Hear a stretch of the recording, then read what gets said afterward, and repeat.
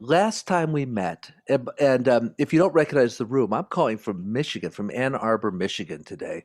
I figured you guys should visit all 50 states before the quarter is over. So why not? Thank you, Leslie. Um, and so we do. So anyway, guys, last time we talked about turn binary form. And does anyone want to tell me, well, what binary form is? Want to just give me a hint that you remember? Anyone? Like two phrases. Very close. It's two something, but it's the idea of two chunks of something forming the form. It's not two phrases because each section can be made up of multiple phrases.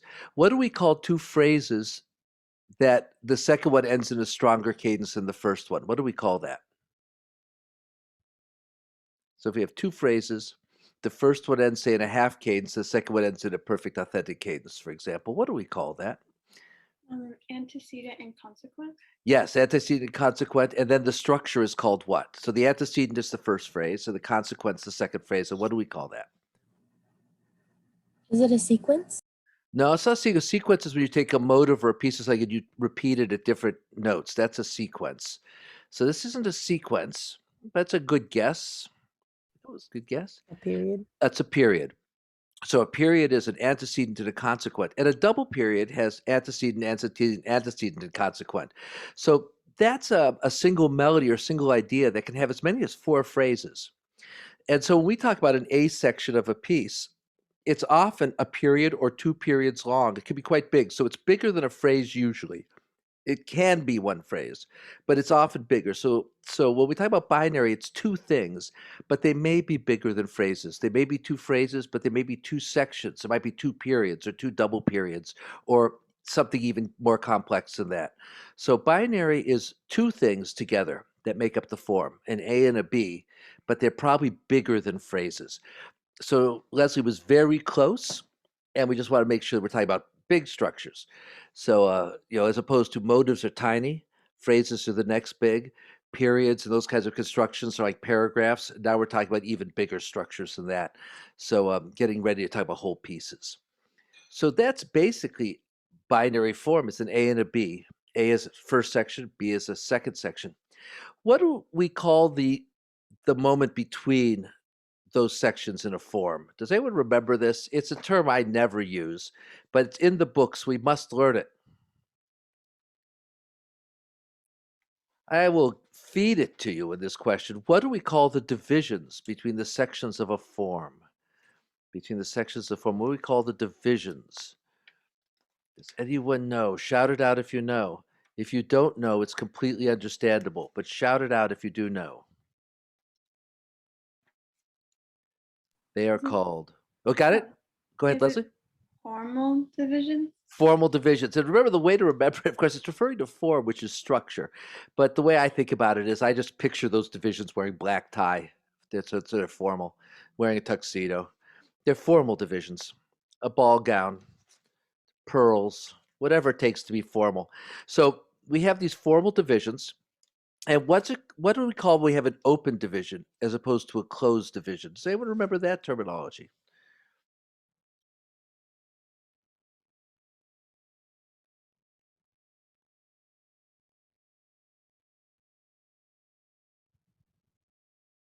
It I will. relates to the cadence, right?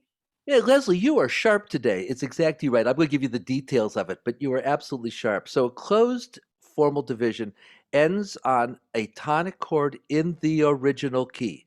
And it's very important to understand that because we can modulate and hit a tonic chord, but if we're not in the original key, it's not closed. It still has to come back to the original key, or still wants to. I don't want to say has to because it doesn't always. Um, so, at the end of a piece, we usually come back to the tonic and we have some kind of authentic cadence. That would be a closed formal division. In the middle of a piece, we often have sort of weaker cadences. Sometimes they're half cadences. Sometimes we've modulated to the dominant. Sometimes we've modulated to the subdominant, your closely related keys. If we're in the later 20th century, we've modulated to a distantly related key. Those are all open formal divisions or open divisions because they don't end on tonic of the original key. So if our A section comes and ends on a tonic of the original key, that's closed section. That just stands on its own. And then the next section stands on its own. But if it comes to a half cadence or it modulates, then it's open and it leads automatically into the B section. Does that make sense? Yes. Okay. I got thumbs up. I got three thumbs up fast. Wow. Okay, we're cooking. And so we listened to a couple pieces last time. We listened to Somewhere Over the Rainbow. And we saw the first section was A because the first section's always called A. But the second section had the same music, different words, but the same music. So we also called that A. And then we had a new section, ba dee da dee da dee da da. We called that B.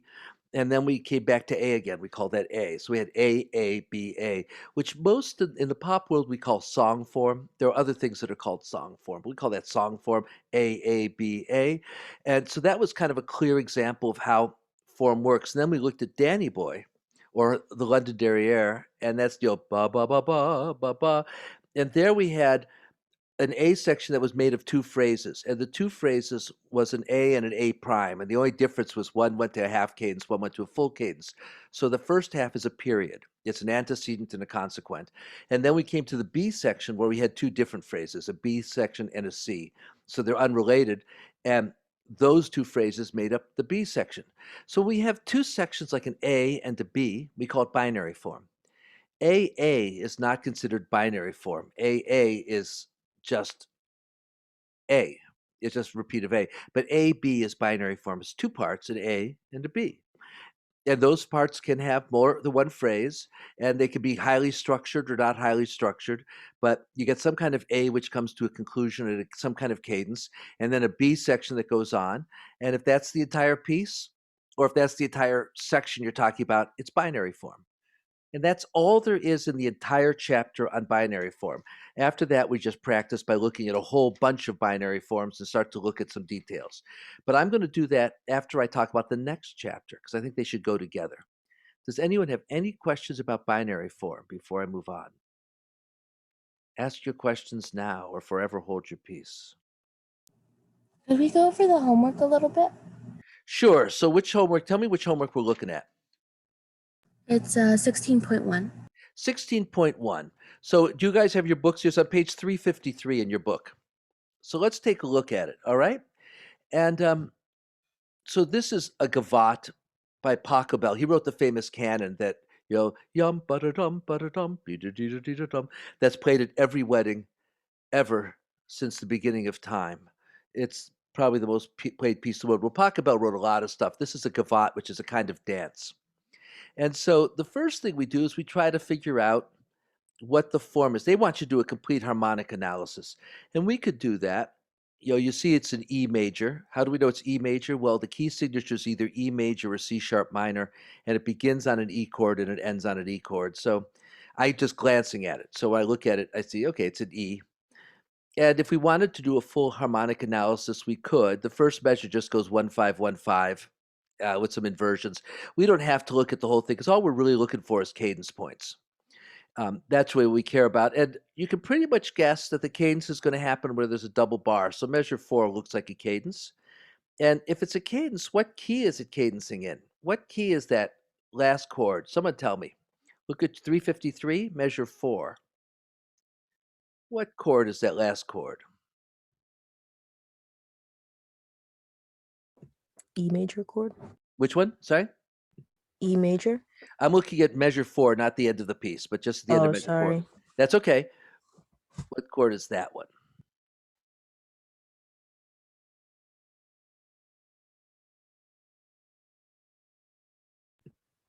B major chord. It's a B major chord. Now we have to say, are we modulating to B major or is it just a half cadence? Because B is 5 in the key of E. But we look at those sharps, it sure looks like it could be a modulation. And in fact, we look at those sharps, that's an F sharp major chord. I'm just doing the analysis quickly. The B to A sharp is just an appoggiatura. The chord is F sharp, A sharp, and C sharp. And how do we know that? We expect thirds. And that A sharp, that tells you F sharp acts as a 5. So it's a secondary dominant or is a modulation. And then we look at measure 5, and measure 5 opens up with the same B chord. We're suddenly the key of B. So it looks like we've modulated.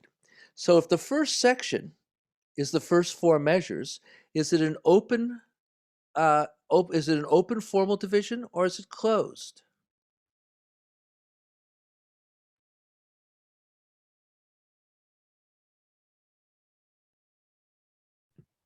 open division? It's open because it doesn't go to tonic. Remember, if it doesn't go end up on tonic in the original key, instead it goes to tonic in the key of B. So first four measures is our A section. And remember that repeat bar is kind of a giveaway because when we repeat it, you don't need to know this for an exam, but it's called the two refrain because each section's repeated. So it's two refrain binary. And you don't need to know that, but I'm just letting you know. So that repeat bar tells you, okay.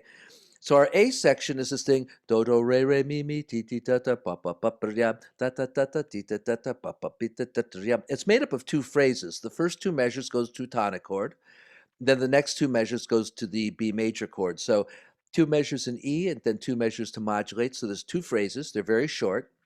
And the two phrases together make the first section, we call it A, and it's an open formal thing. Now we look at the second section.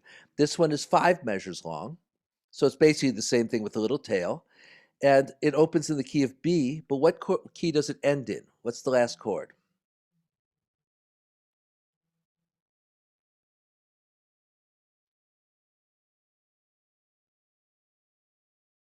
You could just look at the bass note if you want to take a guess. This is the last measure now, right? Yeah, measure 9. Yeah. Oh, measure 9. Oh yeah, E. E, I have a yeah. different number. Oh, you have a different, okay. Oh, I see. So it's the last measure, it ends on an E. So that's tonic. And that's what you expect in a piece. You expect it to end in tonic. And in fact, if you look at it, the note before is an E, is a B chord. Again, but that's a little bit of a suspension, the E going down to the D sharp. And so it's a perfect authentic cadence because it's B going to E, it's root position. It ends with the tonic and the soprano. So we end up at a perfect authentic cadence. So is that a closed or an open formal division? Closed. Closed, because it ends in tonic in the original key. And we'd expect at the end of the piece to see it, but we don't always get what we expect. So we have to check. So now we see we have an A section that ends in an open division, and then a B section that ends in a closed division. But the B section is not unrelated to the A section, is it? If we look at the opening of A, it goes ba ba ba ba ba ba beep ba ba ba ba beep beep yum. If we look at the opening of B, it's ba ba ba ba ba ba ba ba ba ba ba dee da dee da. It's a new theme, but it's got some relationship to the opening motive. The opening motive being the ba ba ba ba ba. This goes ba ba ba ba and then changes. So we could argue that B is built roughly on some of the motives of A. And that's not unusual to unify a piece. So if we're writing a very fancy analysis, we could say that. But otherwise, we see that the second section, the B section, it starts in B major. We still see the A sharps in measure 6, and then it modulates back to E major, and we have a closed construction. So if we look at the instructions, what did it say? It says, well, become familiar by playing it on the piano or recording. We didn't do that. Oh, well, bad us. Make a complete harmonic analysis. That takes a lot of time. I don't expect you to do that. I expect you to just find the important sections. We could do it, but they're 1s and 5s chords, and it's just busy work, so we won't do that. Then it says, talk about the phrase relationships. We did that. We said 2-measure phrase going to tonic closed, the 2-measure phrase going to the dominant. So not a period in those two phrases because it's not antecedent and consequent. We looked at the form. It's A repeat, B repeat. We looked at the key schemes. We went to the dominant. We modulated. We saw the imitation between the first measure and the 5th measure. So that's compositional stuff. The harmonic vocabulary, the only chromaticisms are dominant chords in the modulation. So otherwise, it's just straight diatonic harmony. We already did the cadences. We've already talked whether it's open or closed. So normally you'd write a paragraph or two about that. You say, here are the main observations from this piece. It starts in E, but it modulates to B. It goes back to E. It has 2 sections. The A is open, the B is closed. The only accidentals you see are the accidentals for the modulation. Each of those questions would be a sentence, and then that would be your analysis. And then you could also mark things like the harmonies right on the score, and then you Xerox or photograph the score and send it in. And between the markings on the score and your 1 paragraph, you have a complete analysis. Sophie, did I answer your question when I did that analysis? Yes. Okay, so there's a couple things to learn. One is how to recognize binary form and how to recognize things like open and closed. Another thing is to look for those accidentals to recognize modulations and keys. But the other is how you write an analysis. So what I would have done on this, just to remind you, is I would have written it at measure 4. I would have written a B, a B in there with a colon to write 5-1, so you see the modulation.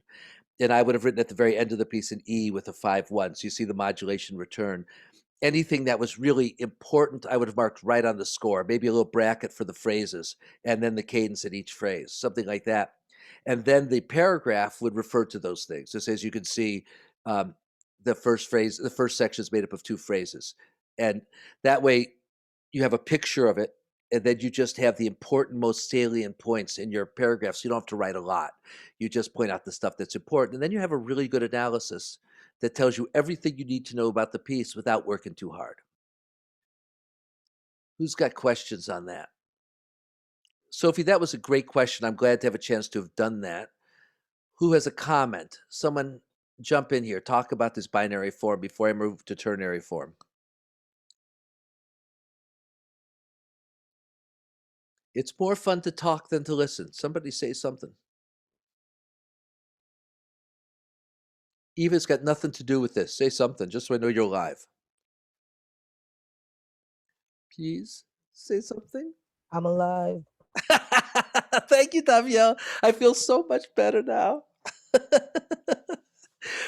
There we go. That's right. Oh, excellent. All right. Danielle just made my day. You guys are wonderful. I love this class. So that's basically the entire chapter 16. We're going to go back and practice those analyses because you have to get used to seeing them. And we'll practice them. But it makes no sense to learn chapter 16 and then learn chapter 17. They're on the same subject matter. So I'm going to teach chapter 17 today, and then we'll go back and we'll practice from 16 and then through 17, and we'll get it all together. We don't have that much time left, and I'm glad the last 2 chapters are relatively easy because we've had some very difficult chapters up till now. So ternary form. If binary means 2 parts, what does ternary mean? 3 parts. Exactly. And it's funny because like bicycle, I'm used to that. But for some reason I expect tricycle, like trinary form. But in music we always use ternary form. We always TER. It's just a strange little text there. And ternary form is a 3-part form, but it's not usually ABC. ABC is what we call through composed, where you just write one thing, then you write another, then you write another. A real ternary form is ABA. It comes back to the beginning. ABA. In fact, song form can be argued as a ternary form with a repeat. We'll get to that in a minute. But basically, there's an A section. They call it the statement. I guess that's a good word. And then you have something that's different. Contrast, they call it B, and they call it the contrast because it's contrasting. That makes sense. And then you restate. So you have the statement and the restatement. You bring A back, and usually a little variation because you have to have a stronger cadence at the end. But basically, A comes back at the end. And that's the fundamentals of ternary form. Now, I'm going to flip through the book while I do this because I want to make sure I use all the terms they use. So if you see me flipping around, I didn't print out my notes because I don't have access to a printer. So I wanted to make sure that if there's any terms they use, I'm gonna get it in there. Okay, so let's just look at a ternary form just as an example. I'll probably have to find this on YouTube, but I could do that. Turn to page 361. Let me see if I get a recording of this. And again, since I'm on the road, I'm a little less prepared than usual, guys, and I'm a little embarrassed about that, but let me just see if I can't even get my typewriter keyboard to work, and I don't know why. So I'll figure it out. Let me get to YouTube by one way or another, and we'll just get this mazurka. So what's a mazurka? Who wants to tell me?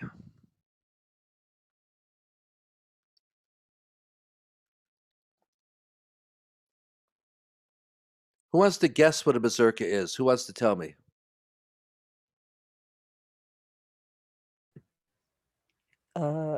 A form that has ternary form, if that makes sense.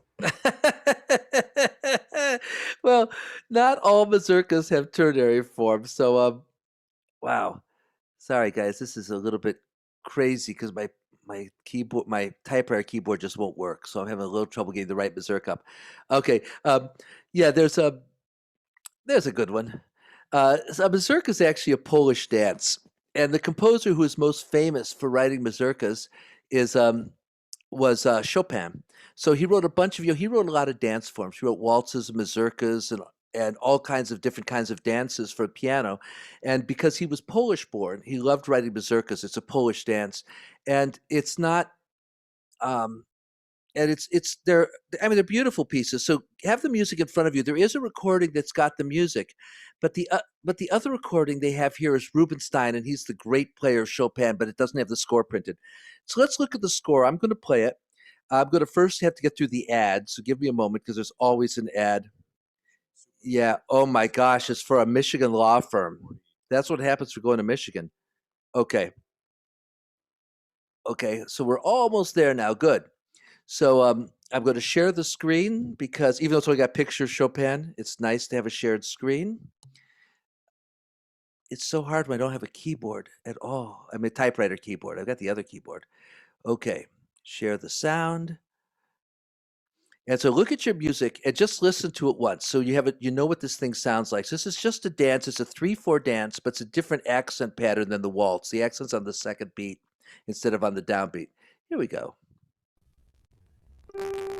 Whoops. What the heck? That was weird. Okay, why are you giving me a hard time?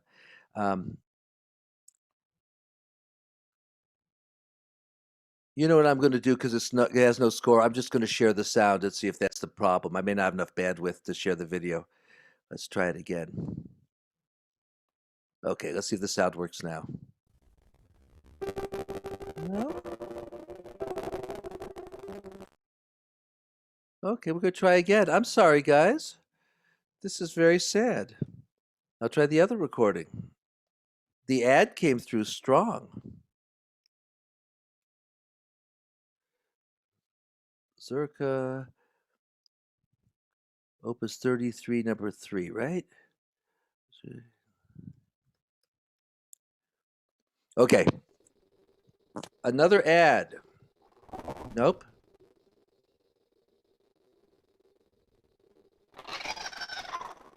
Wow. Okay, you're out of luck, guys. Well, I'll try one more thing. I'm gonna try and get Spotify to play. You guys all still with me? I haven't lost you yet.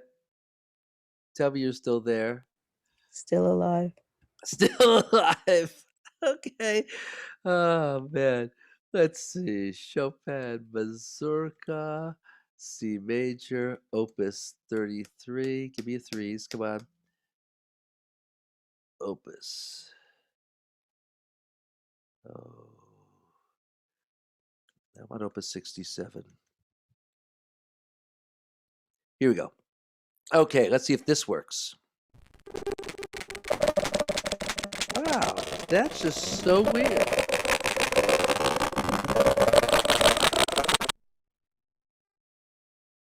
That's just so weird, isn't it?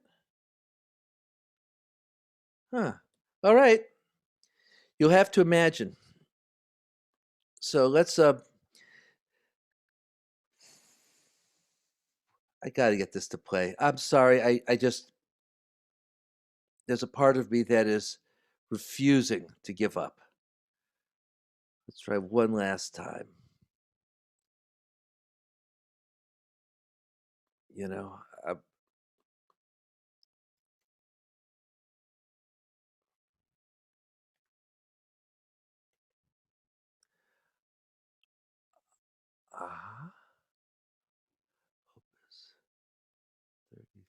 33. Come on, you can do this.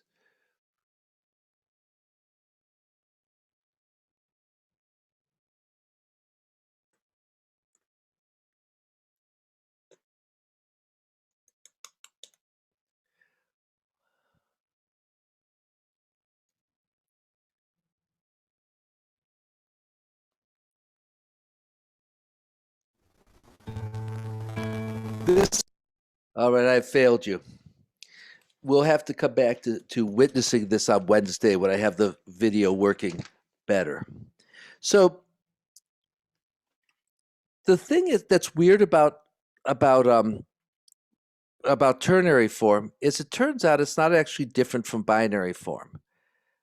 And let me show you what I mean by that. I'm going to go to my white screen because I know that's working. So let's go to the white screen, whiteboard. Okay, so a binary form is an A and it's a B, right?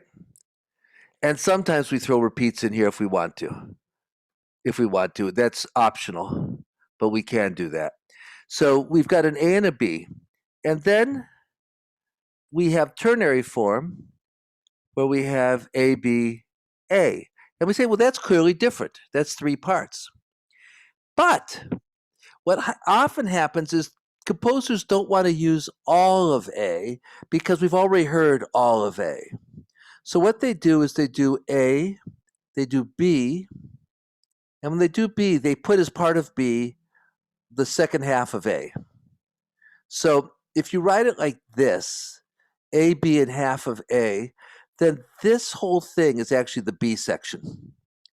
And now we have a name for this, and the name is rounded. Come on, give me an E. Wow, you're not going to give me an E either. My keyboard's really. So imagine it, rounded binary form. Because this whole thing just has a little piece of A, so we can't call this a whole A by itself. So we say that B plus half of A is B. That's rounded binary, and that's a binary form. But if instead we do all of A, then we call it ternary form.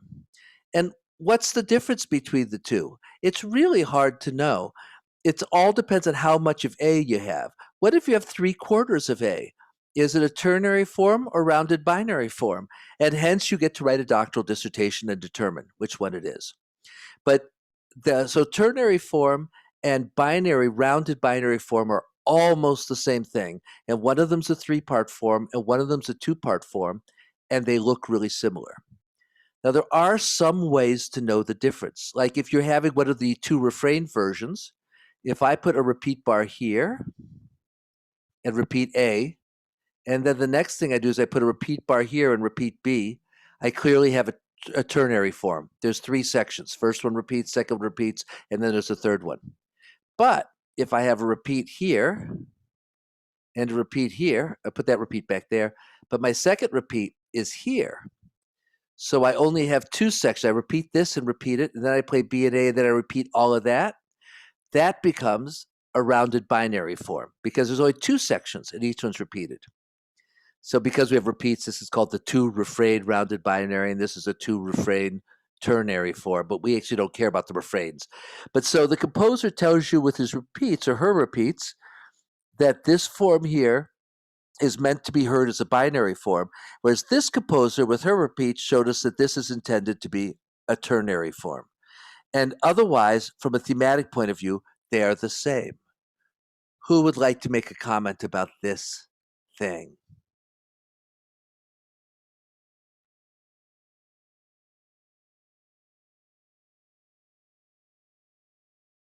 Really? No one wants to talk about how stupid musicians are that ABA could be either a ternary or a binary form? Come on, somebody wax poetic on this. Give me a rant. Somebody. Chat with me. I know Daviel's alive, but I'm not too sure about Leslie and Sophie, so.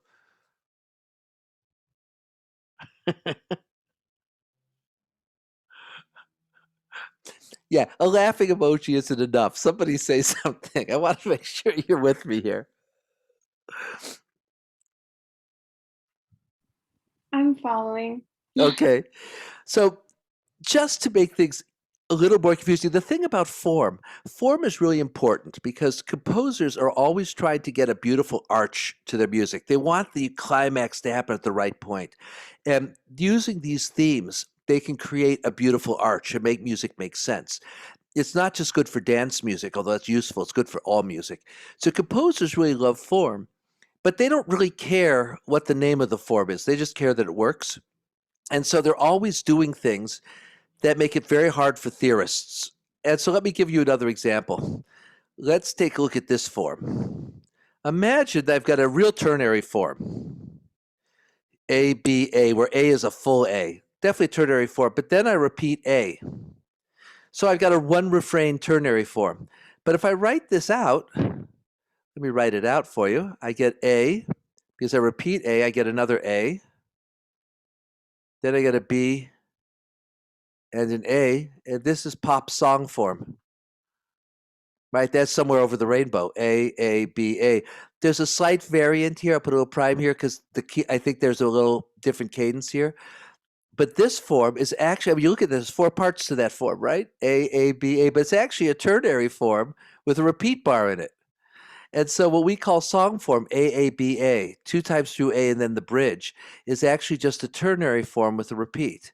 And so, these forms become a little abstract, and theorists will tell you this thing is definitely a binary form. This is definitely a ternary form. Don't believe there's anything definite about it.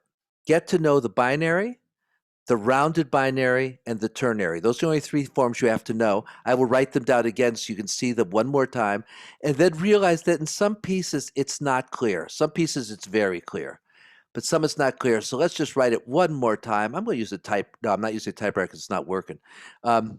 Let's go back to the draw thing. So binary form, simple, A, B.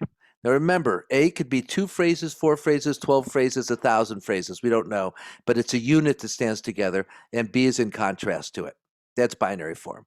Ternary form, we have a statement, and then we have a contrast, and then we have a restatement, A, B, A. Rounded binary, we have the statement, and then we have a section that is the B section plus a piece of A. Usually it's a half of A or a third of A, but it's a small piece of A. And that's rounded binary because the B and the A are considered one section. So those are the 3 forms we have to know. And the repeat bars can make it easier to see it, but they can make it more confusing. But you could just ignore where the repeats are. These are the 3 forms. This is all we care about for these 2 chapters. Are we good so far? I have a question. Of course, please. Is it considered rounded binary form if the first A and B are repeated?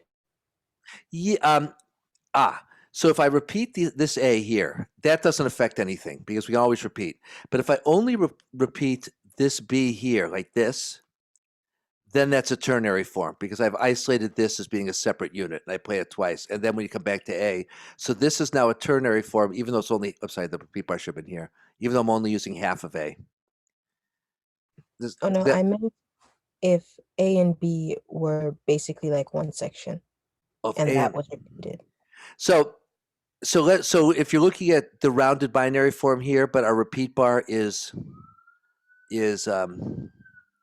here. Is that what you're saying? Yes, so this is all repeated. Then this is not okay.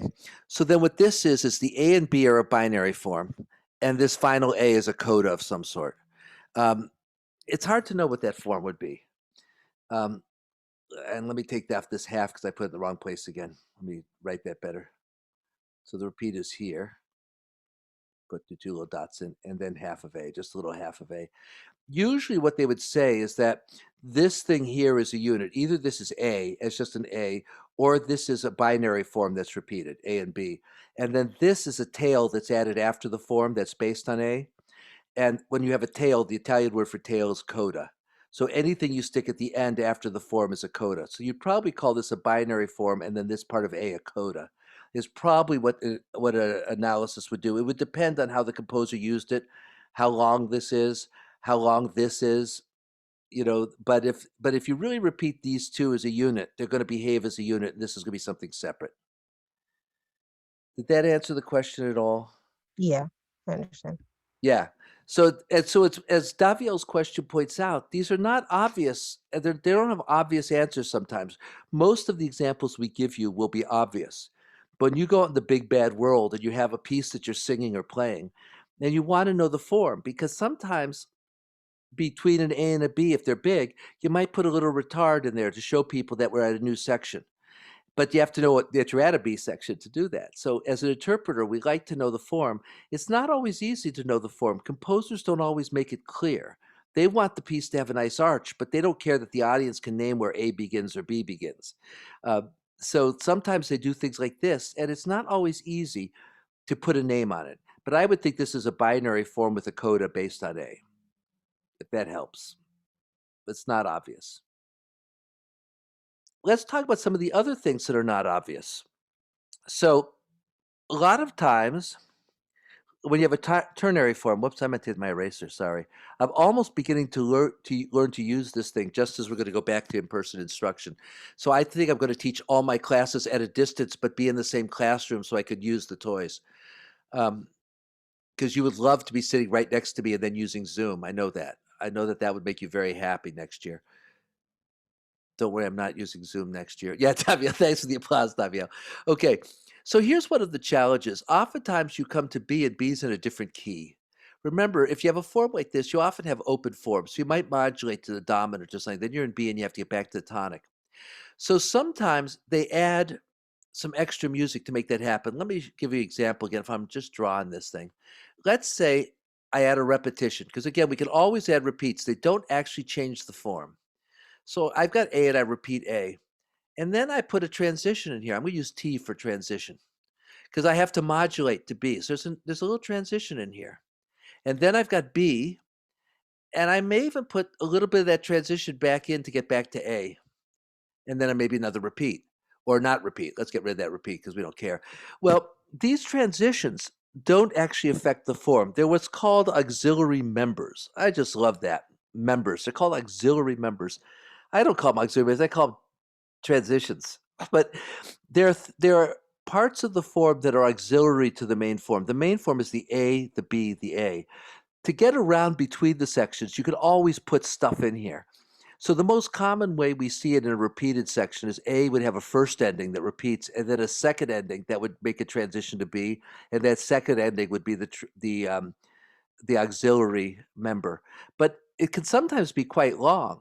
That transition can be as long as A. If the composer wants to make a piece of some length, they can put a lot of time into these transitions.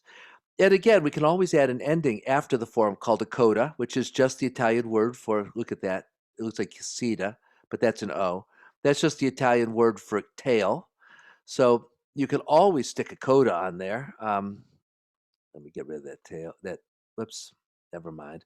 And you can always put a little intro in there too. All these pieces can have intros. You can always put a few notes in there before the piece actually starts. These are optional. Intro. So a form can be quite complicated. You can have as your main section an A, your second main section as a B, and your third main section as an A. So it's a perfect ternary form. But you can repeat the A, so you got to repeat in there.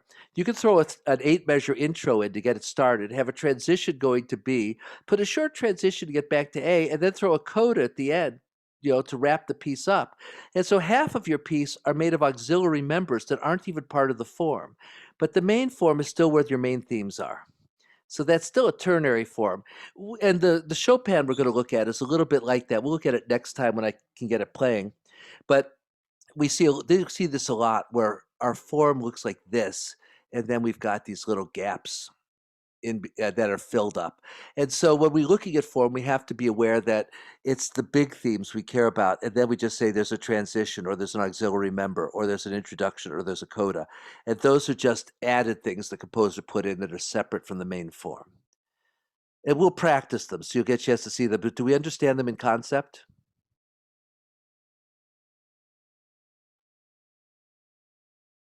Sophie hasn't answered yet. Talk to me, Sophie. Since you were the last to answer, you have to answer me in words. I'm following. Well, at least it was words plural. I was talking to my sister because my sister's also a college professor, and we were talking about what makes Zoom meetings work. And she always says, anyone who drones on for 45 minutes, the Zoom meeting can't possibly work. It only works if there's give and take and questions and answers. And since my sister is always right, you guys have to talk to me. Otherwise, I feel like a failure. And you don't want me to feel like a failure. We We won't tell your sister.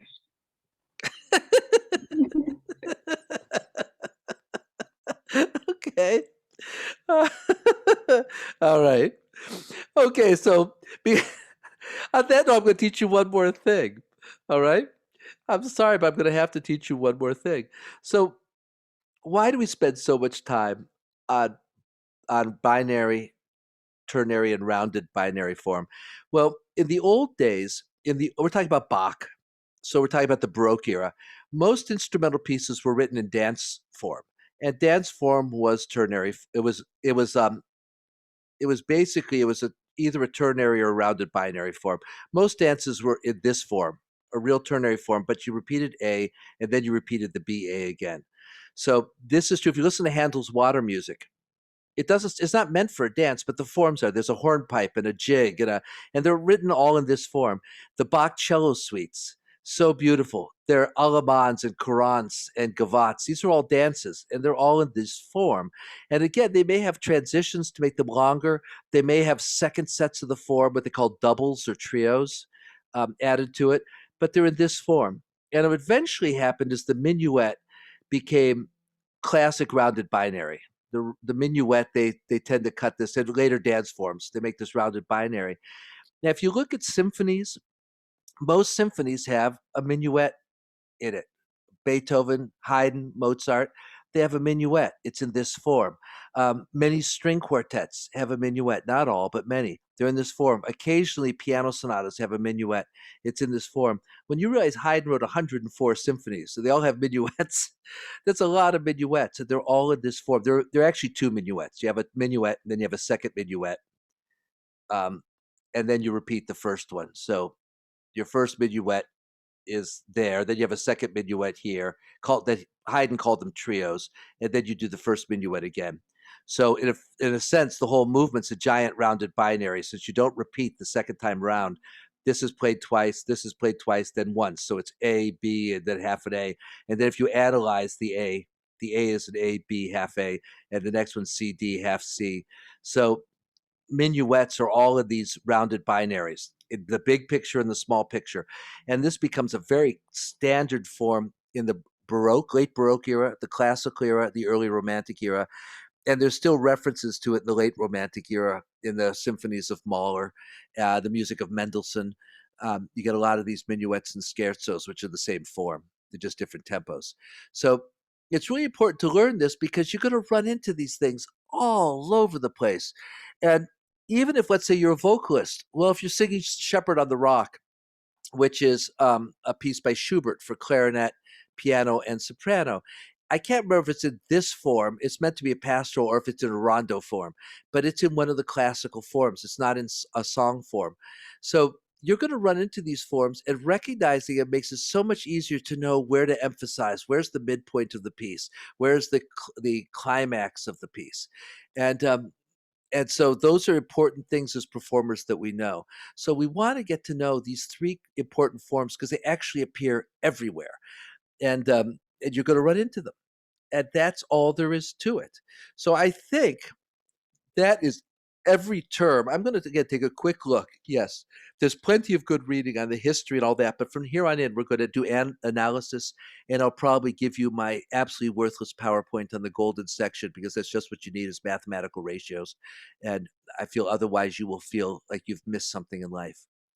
So that is the entire class for today. How are you guys? Good? Great.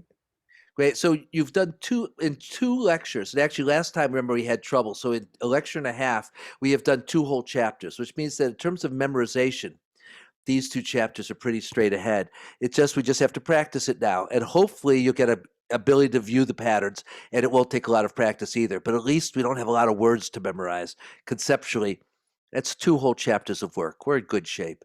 So tomorrow, ear trading. And Wednesday, I'll get Chopin working. So for now, guys, thank you so much. It's great to see you. Have a great day, and I'll speak to you later. Thank Bye. you. Thank Thank you. you. Bye-bye, everybody.